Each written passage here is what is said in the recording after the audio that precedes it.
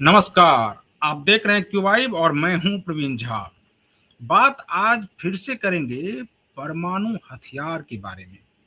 और परमाणु हथियार के बारे में बात क्यों करेंगे, क्योंकि 2-3 दिन पहले आपको हम लोगों ने एक खबर दिखाई थी कि भारत ने 12 परमाणु हथियार तैनात कर दिए हैं। और ये जो तैनाती है, इसके बाद जो है वो बेचैनी पाकिस्तान में होने लगी है।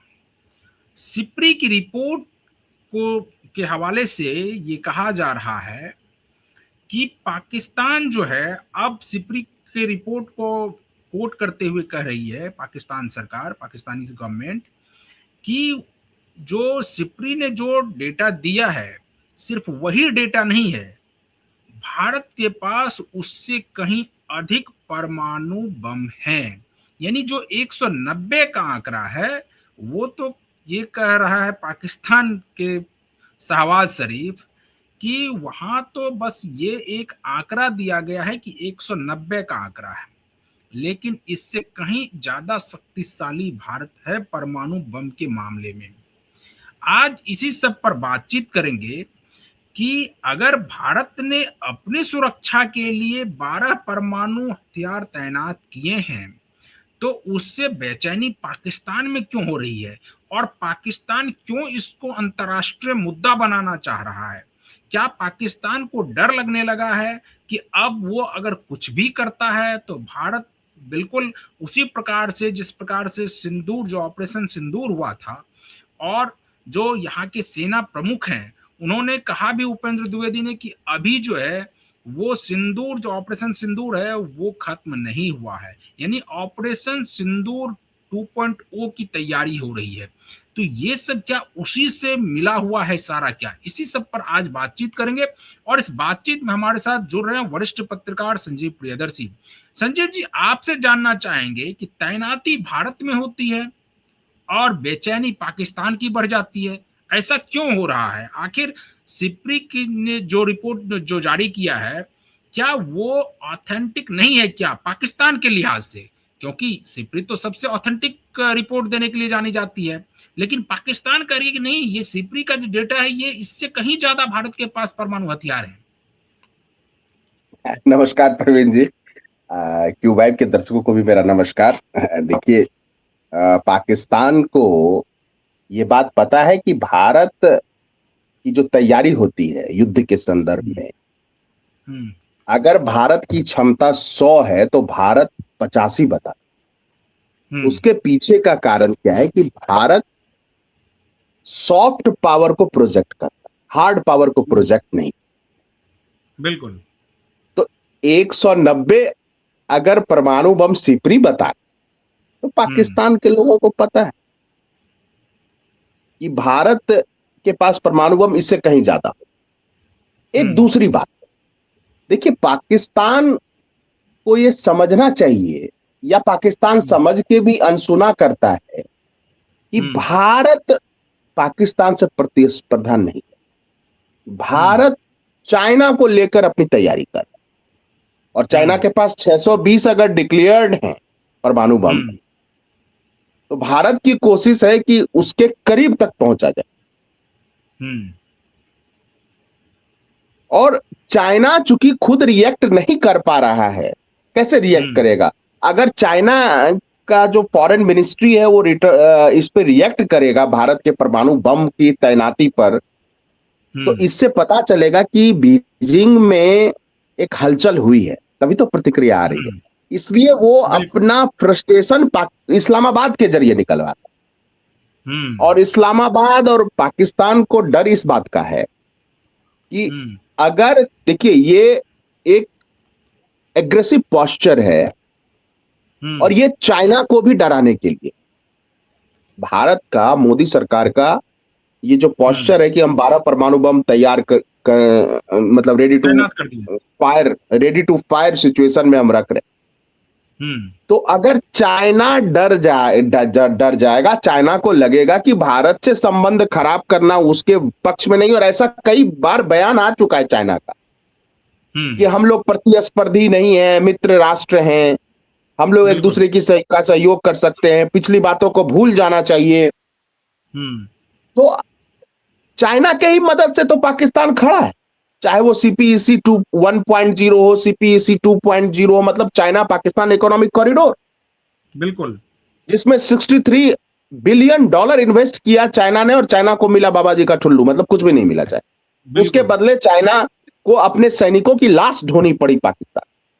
हम्म। पूरा पूरी पॉलिसी फेल हो गई। लेकिन अभी जो पाकिस्तान के पास हथियार हैं, उस 60% 70% हथियार जो है वो चाइना के हैं।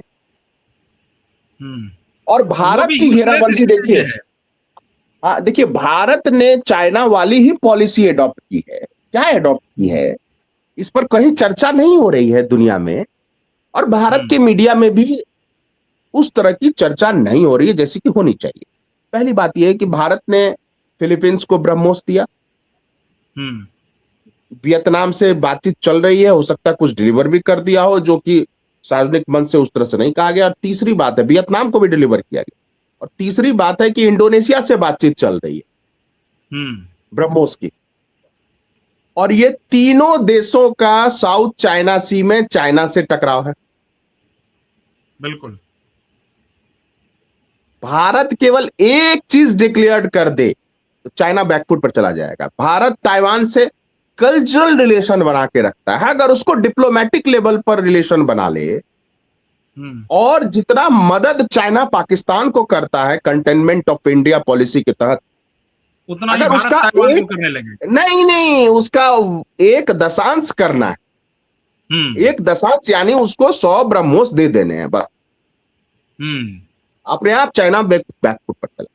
इसलिए इस्लामाबाद को यह खतरा है कि चाइना ये ना कह दे पाकिस्तान को कि हम तुम्हें मदद एक सीमा तक ही कर सकते हैं, अब उससे ज्यादा नहीं कर सकते, क्योंकि अब भारत को रोकना हमारे हम्म। औकात के बाहर चला गया। हमने डोकलाम से लेकर गलवान 4-5 साल और ट्राई करके देख लिया, और अब भारत तो टस से भारत और टस अब से तो मस संजीव नहीं जो हुआ। है, अब तो संजीव जो जी स्थिति ये है भारत की, कि पहले जो सिर्फ भारत दूसरे देशों पर निर्भर था, कि भारत को जो भी यहाँ पर, चाहे वो फाइटर जेट लाना हो या कुछ भी लाना हो या मिसाइल बनाना हो, वो सब बाहर से ही लाना पड़ता था।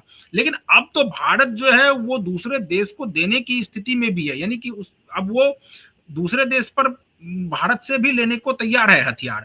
तो अब वो स्थिति नहीं है, इसीलिए तो पाकिस्तान और भी डरा हुआ है कि उसके यहाँ पाकिस्तान में तो एक मोटरसाइकिल बनाने की क्षमता नहीं है, और भारत जो है ये यहाँ पर आपने ही कहा कि वियतनाम को दे रहा है, अब अगर वो ताइवान को दे दे तो चाइना भी बैकफुट पर चला जाएगा। तो क्या लग रहा है कि पाकिस्तान इसी से बेचैन है क्या, और पाकिस्तान को यह डर सता रहा है कि वो जो चोरी छुपे भारत में इन्फिल्ट्रेट करता था आतंकवादी को, कि अब अगर उस प्रकार की कोई भी घटना घटती है भारत में तो भारत छोड़ेगा नहीं।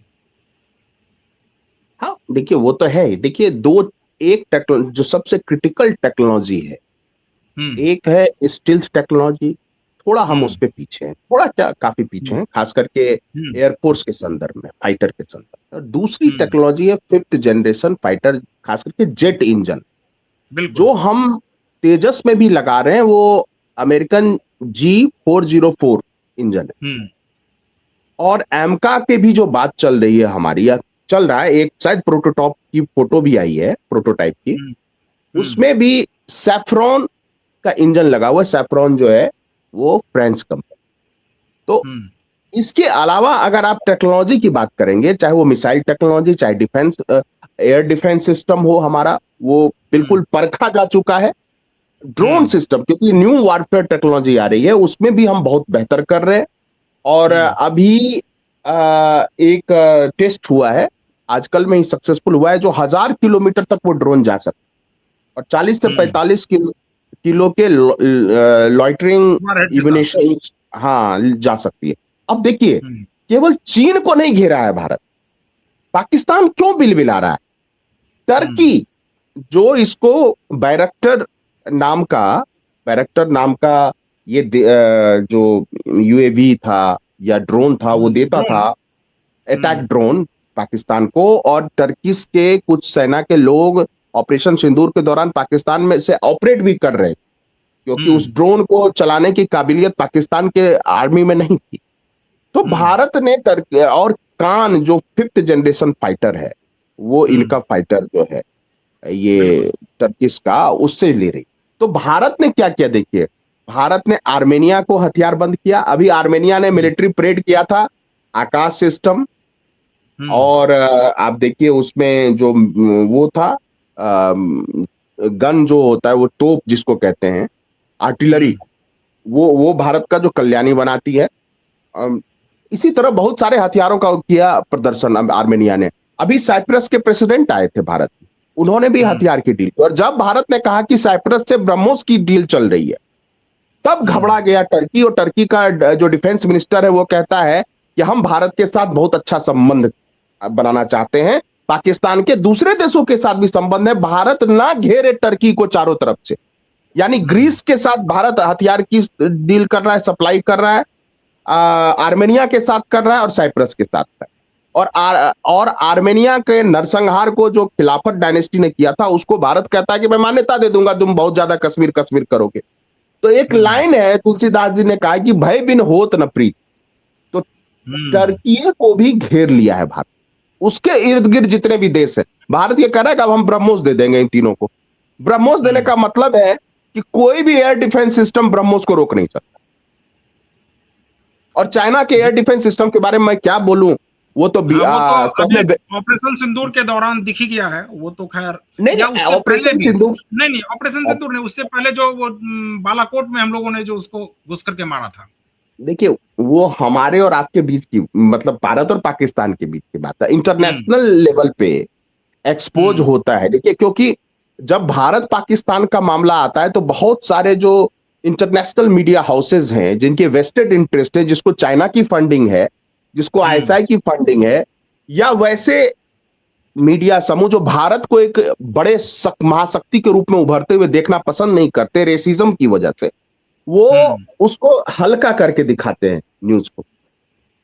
लेकिन जो वेनेजुएला में जो लगा हुआ था रडार, जिसको बर्बाद कर दिया अमेरिका ने, निकोलस मादुरो के लिए एक शब्द नहीं बोला चाइना ने, मतलब रक्षा करने नहीं गया। उसका सारा जो आर्म सिस्टम था वो फेल हो गया, वहां डिफेंस सिस्टम। एक तो उससे इंटरनेशनली एक्सपोज हुआ, उससे मिट्टी पलीद हुई चाइना की। दूसरा, खमेनी की सुरक्षा के लिए भी जो रडार लगा हुआ, खास करके तेहरान की सुरक्षा के लिए भी, वो भी उसका जो JQ9 करके कोई सिस्टम है, जिसको S-300 के इक्विवेलेंट माना जाता है, वो HQ9, वो भी फेल। तभी तो खमेनी मारा गया। तो चाइनीज जो इक्विपमेंट्स हैं ऑपरेशन सिंदूर में तो फेल हुआ ही, क्योंकि उसके जितने भी वो थे ऑपरेशन सिंदूर में, तो लॉकहीड मार्टिन का भी एयर डिफेंस सिस्टम फेल हो गया। जो नूर खान एयरबेस पर लॉकहीड मार्टिन का एयर डिफेंस सिस्टम था, यानी अमेरिकी एयर डिफेंस सिस्टम था, उसको भी ब्रह्मोस ने नहीं छोड़ा। तो ब्रह्मोस का खौफ पूरी दुनिया में, भारत के विरोधियों में, ब्रह्मोस का नाम सुनते पसीने छूटने लगते हैं, क्योंकि वो 5 मैक 11 मैक तक की रफ्तार पकड़ लेता है। और इतना तेज क्रूज, मतलब स्पीड में जाने वाला क्रूज मिसाइल अभी तक अमेरिका भी नहीं बना पाया। टॉमहॉक भी उस लेवल का नहीं है, टॉमहॉक जिसका बहुत नाम। तो भारत ने क्या घेराबंदी की है कि चाइना को एक मैसेज दे दिया है, पाकिस्तान बिलबिला रहा है। पाकिस्तान के बिलबिलाने का एक और बड़ा कारण देखिए, पाकिस्तान एक ज़रई मुल्क है। ज़रई एक उर्दू का शब्द है, यानी खेती पर आधारित। और भारत ने सिंधु जल जो समझौता है उसको निलंबित रखा है, सस्पेंडेड रखा है, नोट कैंसिल, सस्पेंडेड, निलंबित रखा है। और 1/3 हिस्सा जो सुक्कर डैम है उसका, पाकिस्तान का, वहां से जो पानी वो भेजता है सिंध की तरफ, ज्यादा तो पंजाब, पाकिस्तानी पंजाब ही मार लेता है सबका हक पानी का। तो वो 1/3 ऑफ पाकिस्तान जो है वो सूखे की चपेट में आ।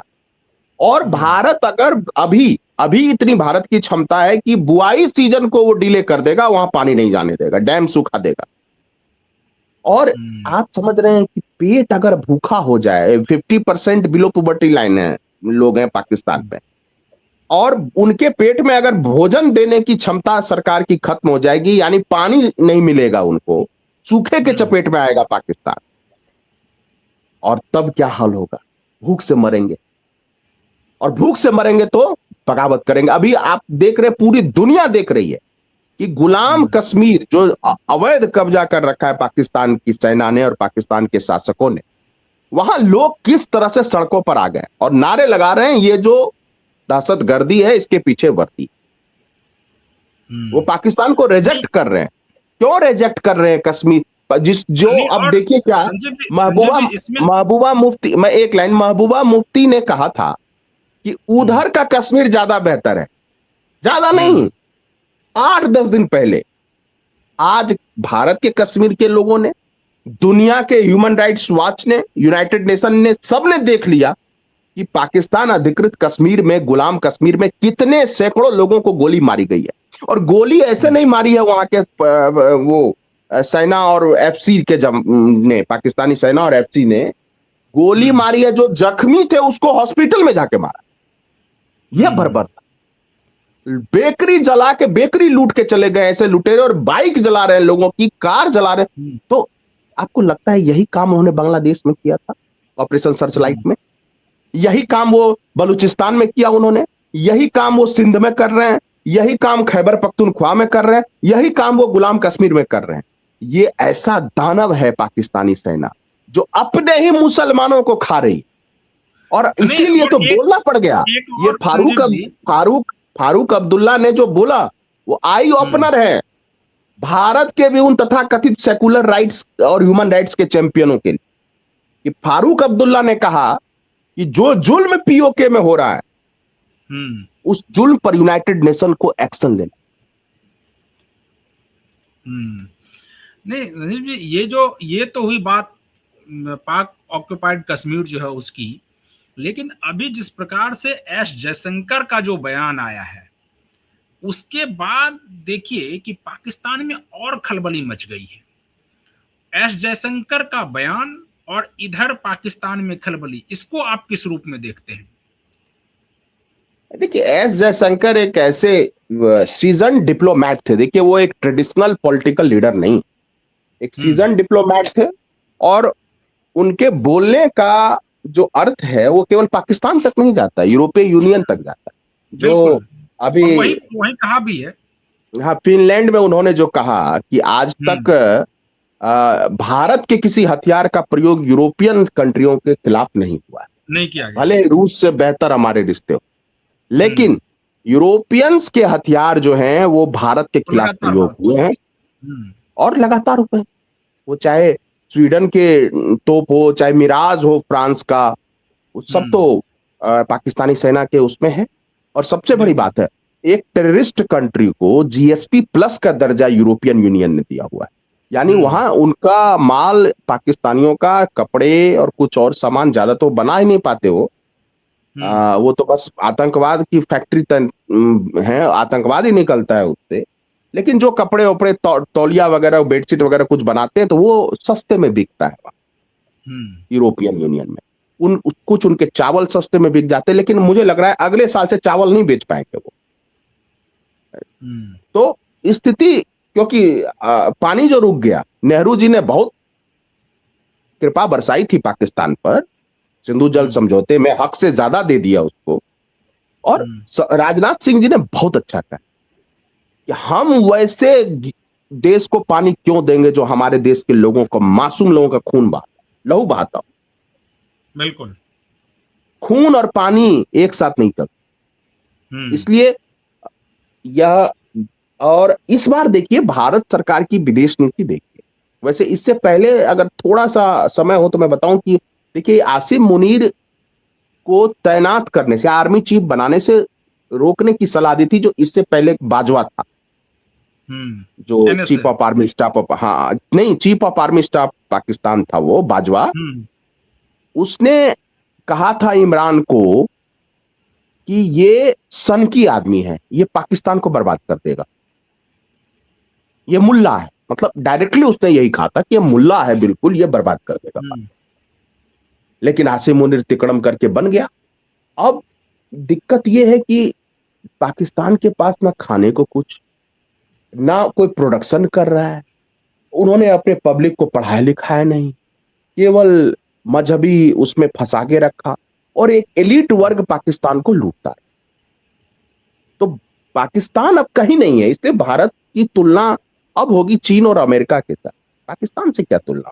लेकिन पाकिस्तान का एक बयान आसिम मुनीर का याद रखना चाहिए सबको कि भारत मर्सिडीज है और हम एक टूटे फूटे ट्रक है, हम टकरा जाएंगे। फिर उसने दूसरा बयान दिया था कि हम हिंदुओं से अलग हैं। ठीक है, अलग हो, कोई बात नहीं है, और उसका ये करना है जिहाद फी सबीलिल्लाह, जिहाद करना है भारत। तो इसलिए भले भूखा नंगा पाकिस्तान हो, कंगाल पाकिस्तान, लेकिन भारत को अलर्ट रहना चाहिए युद्ध की। और हर तरह से युद्ध केवल अब मैदान में नहीं लड़े जाते, युद्ध अब पानी का युद्ध। युद्ध है कि हम अपना डिफेंस बजट बढ़ाएंगे, तुम भी बढ़ाओ अपना डिफेंस बजट, और बढ़ाओगे और कंगाली आएगी और कंगाल हो गए, और एक ना एक दिन पाकिस्तान टूटेगा, कई हिस्सों में टूटेगा। एक और बात, भारत सरकार की विदेश नीति में जो कुछ मैं परिवर्तन देख रहा हूं, देखिए एक ट्रेडिशनल विदेश नीति होती थी कि आईएफएस अधिकारी को भेज दिया जाता था और वो उस हिसाब से अपना एक डेकोरम बना के काम करते थे। अभी देखिए बांग्लादेश में जो नियुक्ति हुई है डॉक्टर दिनेश त्रिवेदी जी की, वो टीएमसी के पहले थे नेता, फिर रेल मंत्री भी बने और वो टीएमसी फिर छोड़ भी दिया, और वो बांग्ला स्पीकिंग एक डिप्लोमेट गए। सोचिए, एक राजनेता और बांग्ला स्पीकिंग। और कल जब वो बांग्लादेश में उन्होंने पेट्रोपोल बॉर्डर से एंट्री की और जब उन्होंने बांग्ला में बोला तो एक टच हो गया। एक होता है ना कि एक कम्युनिकेशन गैप नहीं। अब चाइना में जो अभी राजदूत गए हैं भारत के, वो भी चाइनीज स्पीकिंग डिप्लोमेट। यानी अब जो नियुक्ति हो रही है विदेश सेवा में, वो ये देख कर हो रही, कम से कम उन देशों जो हमारे इर्द गिर्द है वहां ऐसे डिप्लोमेट हों जो वहां के लैंग्वेज जान समझ रहे हो। तो ये जो है, ये है मोदी डॉक्ट्रिन। ये है मोदी डॉक्ट्रिन कि हम मारेंगे, मारने का समय तय करेंगे, मारने का तरीका भारत तय करेगा और दुश्मनों को घसीटेगा। चलिए संजीव जी, तो आज हम लोग इस डिबेट को यहीं पर खत्म करेंगे। कल किसी और मुद्दे के साथ फिर हाजिर होंगे। तब तक आप बने रहिए क्यू वाइब के साथ। मुझे और संजीव जी को दीजिए अनुमति। नमस्कार।